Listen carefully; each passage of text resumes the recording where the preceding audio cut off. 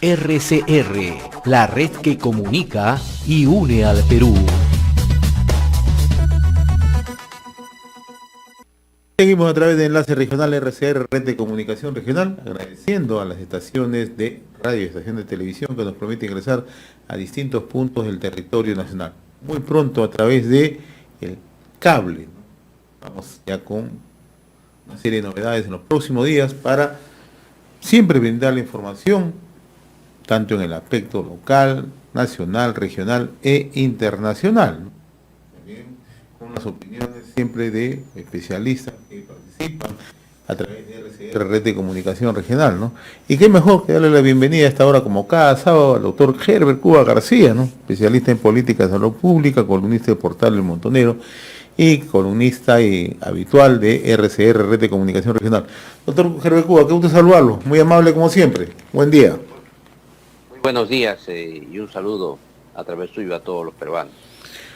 Su reciente artículo, ¿no? Su reciente columna, Vacuna, Censura y Vacancia, quedó corta, porque ahora ya tenemos la presencia de observadores, la participación de la Comisión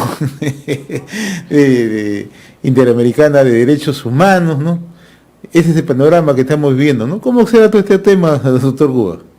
Mire, creo que es una sobrereacción del gobierno porque, como analizamos en la propia columna, no tiene todas consigo el presidente Castillo, debido a que la votación anterior de 41 votos en contra de la admisión de la vacancia, y si uno resta 130 de 41, dan exactamente 89 votos.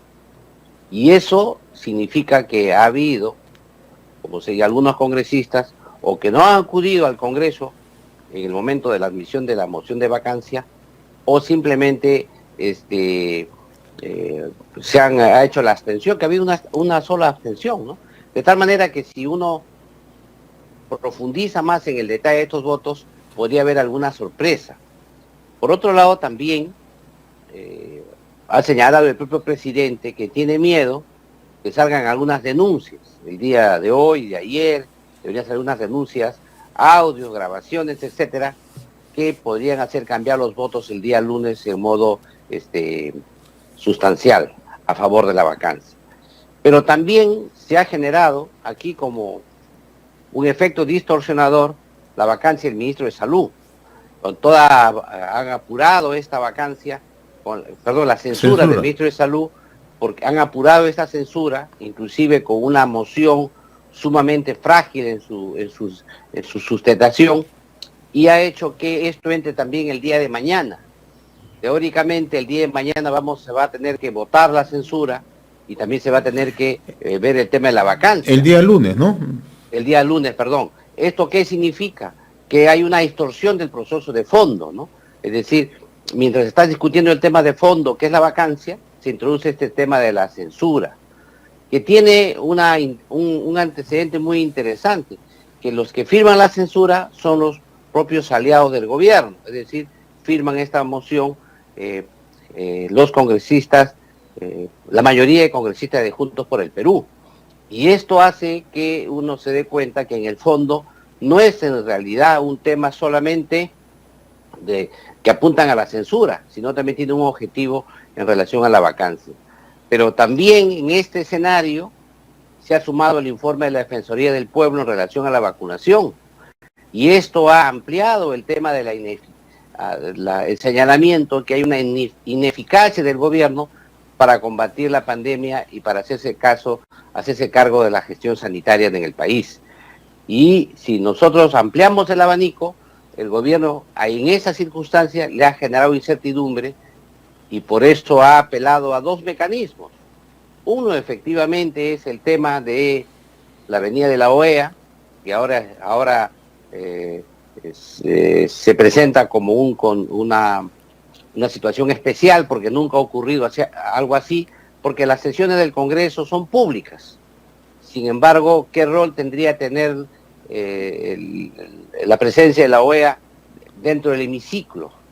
¿Cómo cambiaría esto? El panorama, no, eso es desconocido porque no ha habido un precedente y tampoco sabemos cuál es con qué objetivos viene la misión, porque no se sabe exactamente qué dicen los señores, porque no han dado ninguna entrevista, estos señores representantes de la OEA no se han presentado en público, no han señalado cuál es su objetivo, porque cuando uno hace una acción de supervisión, uno tiene que tener con claridad qué aspectos van a supervisar. No sabemos, la población peruana no conoce, y probablemente el Congreso eso tenga que debatir el día de mañana, el día lunes en la Junta de Portavoces.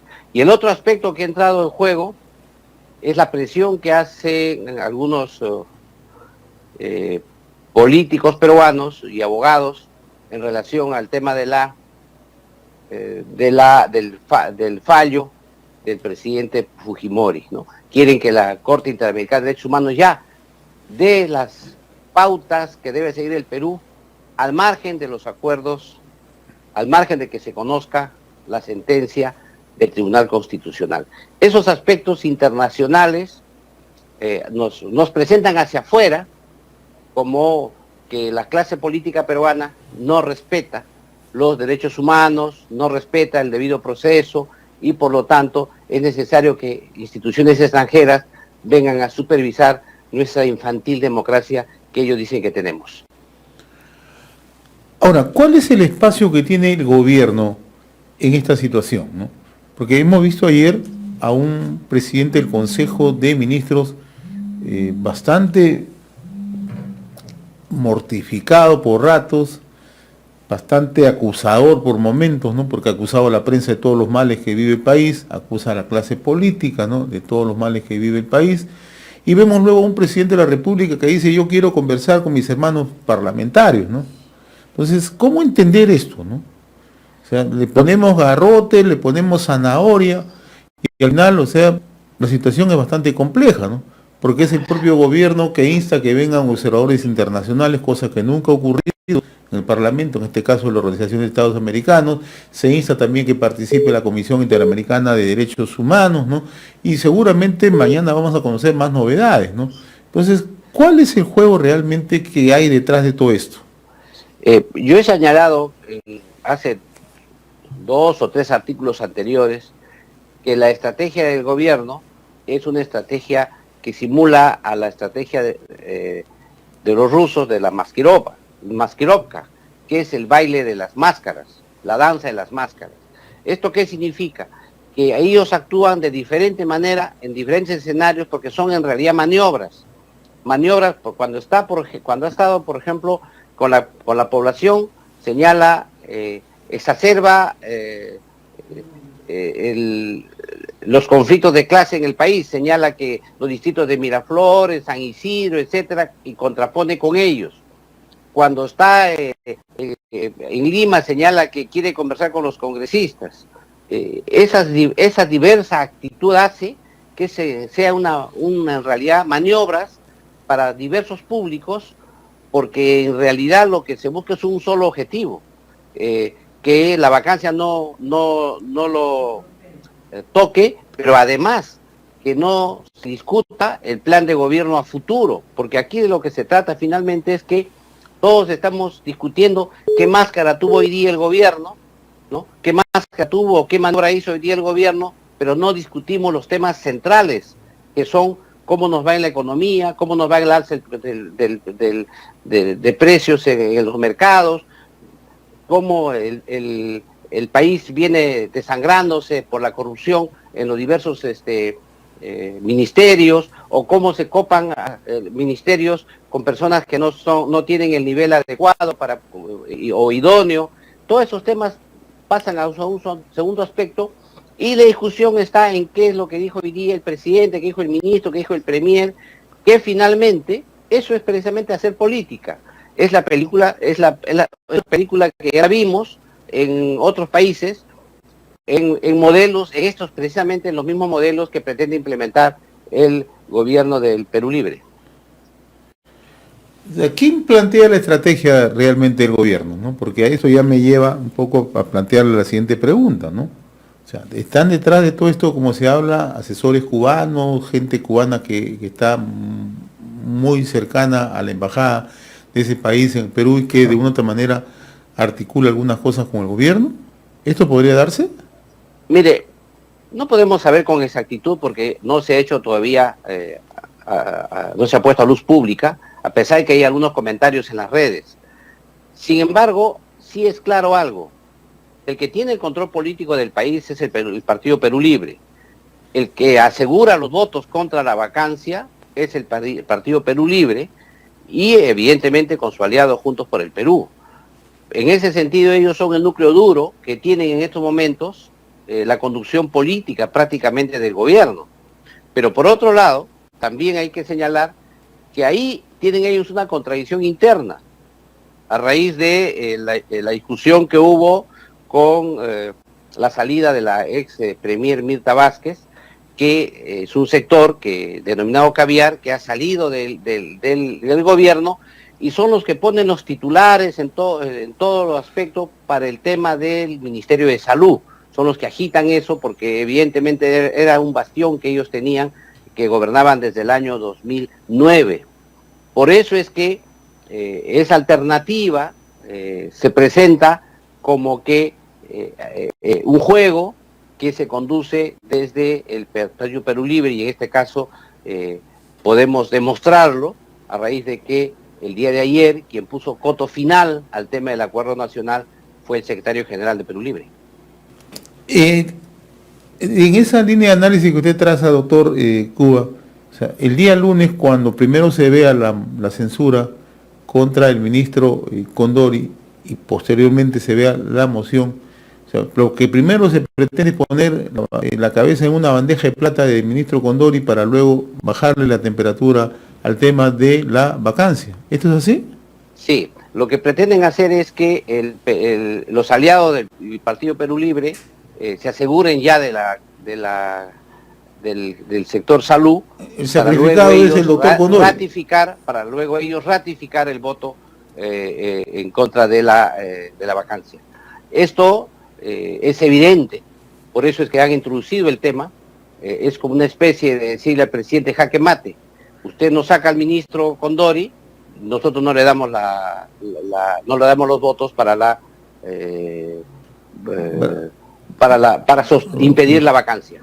Entonces es un jaque mate. Sin embargo, eso depende de la Junta de Portavoces. Yo creo que la Junta de Portavoces va a analizar el tema y va a ver que no ocurra esta simple estratagema que se ha planteado, porque es obvio que lo que pretende los grupos que están aliados al gobierno de Castillo es asegurar la alianza anti-vacancia. Bien, estamos dialogando con el doctor Gabriel Cuba García, ¿no? Especialista ahora, en pero, política. doctor Cuba, ¿qué sentido tendría primero votar una censura contra un ministro y después votar una vacancia contra el presidente? O sea, ¿para qué le vota a un ministro si quiere sacar a todo el gobierno, ¿no? Ya no tendría sentido ese juego. Y además, este tema que ha concitado todo el interés en los últimos días, y hemos visto una artillería pesada que ha ido desde el propio presidente, pasando por el Consejo de Ministros, a tratar de intimidar un poco, ¿no? A poner en un poco de temor también en la población, a ganar un poco de la calle, diríamos, diciendo que nos vamos a ir todos al hoyo juntos si esta vacancia se produce, y se han ido a decir esto en algunas regiones. Sin embargo, tenemos otro problema de por medio, y eso está siendo reflejado en los medios de comunicación hoy día, ¿no?